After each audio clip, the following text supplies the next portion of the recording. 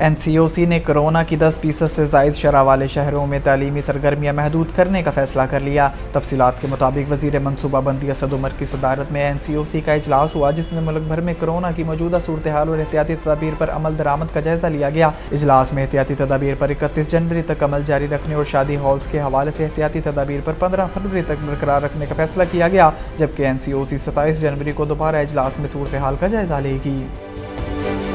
چین نے سی پیک منصوبوں کی سیکیورٹی کے لیے اٹھائے جانے والے اقدامات کو قابل ستائش قرار دیتے ہوئے chief of army staff general Qamar Javed Bajwa کا شکریہ ادا کیا ہے۔ پاک فوج کے شعبہ تعلقات عامہ ISPR کی جانب سے جاری اعلامیہ کے مطابق چین کے سفیر نونگ پونگ نے GHQ میں chief of army staff general Qamar Javed Bajwa سے ملاقات کی۔ ملاقات میں علاقائی سیکیورٹی پر باہمی تعاون بڑھانے اور سی پیک پر تفصیلی تبادلہ خیال کیا گیا۔